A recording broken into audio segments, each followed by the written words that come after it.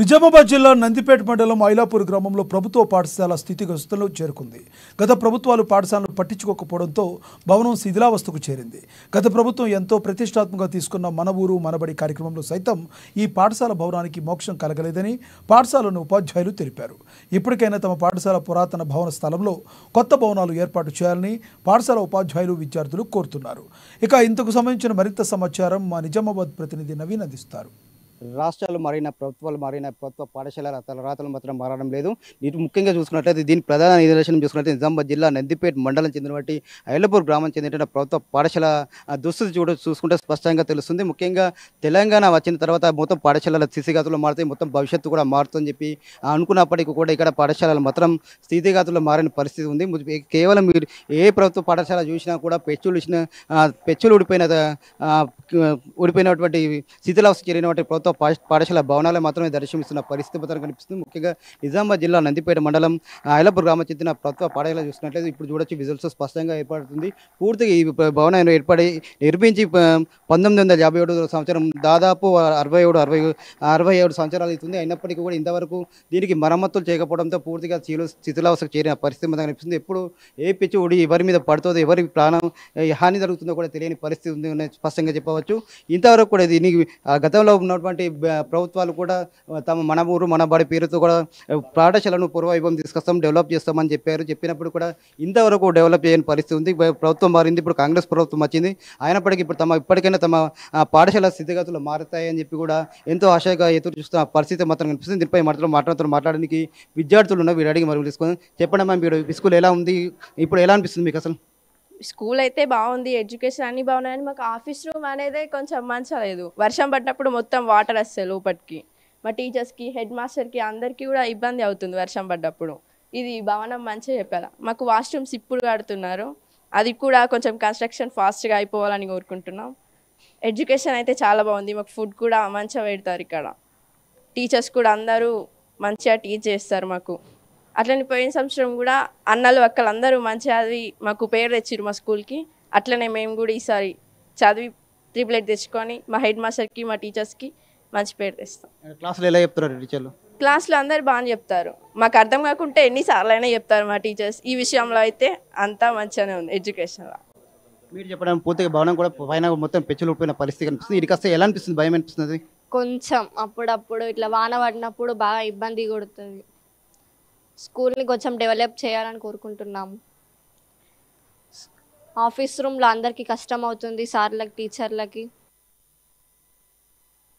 మీరు చెప్పండి. మీరు మరి ఇక్కడ చూసుకున్నట్లయితే మొత్తం సీజన్లాగా చేరుతుంది బిల్డింగ్ కూడా. ఎలా అనిపిస్తుంది మీకు? ఏమైనా భయం అయిపోయినా వేసిందా ఏంది? వర్షం కాలం స్టార్ట్ అయింది, వర్షాలు పడుతున్నాయి.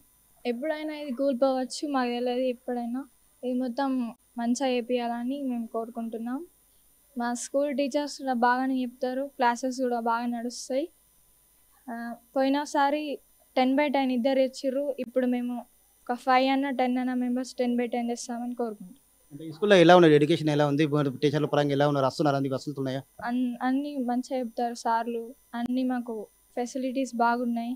గవర్నమెంట్ నుంచి కూడా బుక్స్, డ్రెస్సెస్ మాకు అందుతున్నాయి. మాకు ఇక్కడ లంచ్ కూడా బాగానే పెడతారండి. మీరు చెప్పారు ప్రధానంగా చూసుకున్నట్లయితే ఇక్కడ బిల్డింగ్ కూడా ఈ వర్షాకాలం స్టార్ట్ అయింది. వర్షాలు కురిసినప్పుడుతో పూర్తిగా బిల్డింగ్ కూడా పెచ్చులు ఊడిపోయిన పరిస్థితి కనిపిస్తుంది. మొత్తం సిమెంట్, ఐరన్ కూడా బయటకు వెళ్తున్న పరిస్థితి కనిపిస్తుంది. దీనికి కూడా తాము ఇక్కడ వస్తే ఎప్పుడు తమ మీద ఏం పడుతుందో చెప్పి కూడా కూడా భయపడుతున్న పరిస్థితి ఉందని చెప్పి కూడా విద్యార్థులు చెప్తున్న పరిస్థితి మాత్రం కనిపిస్తుంది. అయితే దీనిపై మాత్రం మాట్లాడడానికి కళాశాల ప్రిన్సిపల్, హెడ్ మాస్టర్ మీరు అడిగి మీరు వస్తుంది. చెప్పండి సార్, మీరు ఎప్పటి నుంచి ఇక్కడ జాబ్లో ఉన్నారు? ఈ బిల్డింగ్ పరిస్థితి ఏంది ఇప్పుడన్నా? నేను ఇక్కడ ఇంతకుముందు చదువుకున్నాను, 82, 83 బ్యాచ్లో ఇక్కడ నేను స్టూడెంట్ని. ఆ రోజు బాగా నడిచేది. అదే ఇన్స్పిరేషన్తో నేను ఇక్కడనే హెడ్ మాస్టర్ చేయాలనే ఉద్దేశంతో ఈ 10 months కింద పోయిన లాస్ట్ ఇయర్ సెప్టెంబర్లో రావడం జరిగింది. వచ్చి నుంచి చాలా కృషి చేస్తున్నాం. ఎడ్యుకేషన్లో అయితే చాలా మార్పు వచ్చింది. పోయినసారి మనకు 63 మంది విద్యార్థులకు 100% రిజల్ట్ రావడం జరిగింది. దాంట్లో 9.5నే అబోవ్ 45 మెంబర్స్ రావడం జరిగింది. 10/10 ఇద్దరికి రావడం జరిగింది. అట్లాగే IIITలో కూడా 13 మెంబర్స్ రావడం జరిగింది. మా వంతు కృషి బాగానే ఉంది. మా యొక్క స్టాఫ్ కూడా చాలా కృషి చేస్తున్నారు. ఇంకా మంచి రిజల్ట్ తీసుకురావాలని మా ఉద్దేశంలో ఈసారి 15 మెంబర్స్ 10/10 మార్క్స్ వచ్చే విధంగా మేము బోధించాలని చూస్తున్నాము. ఆ రిజల్ట్ తెస్తామని కూడా అనుకుంటున్నాం. అంటే మీరు ఉన్నటువంటి ప్రధాన బిల్డింగ్ కూడా మొత్తం పైన కూడా సీజన్లాగా చేరిన పరిస్థితి. దీనిపై కూడా ఉన్నతాధికారులు తీసుకెళ్లారు దృష్టికి, వాళ్ళు ఏమన్నారు అసలు? ఇది బిల్డింగ్ ఇంతకుముందు ఇది మాకు రూమ్స్ శాంక్షన్ అయితే బిల్డింగ్ తీసేయాల్సి ఉంటుంది. ఎందుకంటే ఇది కనీసము 45-50 సంవత్సరాల పైన ఉన్నటువంటి 1974 కంటే ముందు కట్టినటువంటి బిల్డింగ్ ప్రాబ్లం ఉంది. అందుకని ఈ విద్యార్థులను దీంట్లో కూర్చోబెట్టడం లేదు. మేము కేవలం మా staff, head master room, office రూములు మాత్రమే ఇందులో నిర్వహించడం జరుగుతుంది. అయితే మాకేంటంటే మన ఊరి మన బడిలో మనకు అమౌంట్ శాంక్షన్ అయినప్పటికీ కూడా టెండర్ కాకపోవడం వల్ల, కొంత లేట్ కావడం వల్ల, టెండర్ అయిన తర్వాత ప్రభుత్వం ఆడడం వల్ల వాళ్ళు ముందుకు చేయలేకపోతున్నారు. ఒకవేళ అది అయ్యి ఉంటే దీని యొక్క పాఠశాల యొక్క రూపురేఖలు మారిపోయి ఉండేవి. కాకపోతే అది ప్రభుత్వం వల్ల మారడం వల్ల అది ఆగిపోవడం జరిగింది. ముఖ్యంగా ఇద్దరు ఆడపిల్లలు ఉన్నారు, వాళ్ళు ఉన్నారు. బాత్రూమ్ల విషయం ప్రకారం ఇంకా ఏమైనా సమస్యలు ఉన్నాయి ఇక్కడ పిల్లలు చాలా ప్రైమరీ హై స్కూల్ చూసినట్టయితే అది నియర్లీ 300 మంది అంటే మొత్తం విద్యార్థులు కలిసి గ్రౌండ్లో 450 మంది విద్యార్థులు ఉంటారు. దాంట్లో ఆడపిల్లలు 150 నుంచి 200 మంది విద్యార్థులు ఉంటారు 2 స్కూళ్ళు కలిసి. వాళ్ళకి సరిపోయినటువంటి టాయిలెట్స్ రూమ్స్ లేక చాలా ఇబ్బంది పడ్డాము. నేను వచ్చిన తర్వాత పెద్దల్ని కలవడం వల్ల దానివల్ల ఏంటంటే ఒకటి ఇప్పుడు ఈ మధ్యలో ఒక కన్స్ట్రక్షన్ చేయడం జరిగింది. అది కంప్లీట్ అయింది. ఈ అతి తొందరలో మాకు చేసిస్తారని ఆశిస్తున్నాం.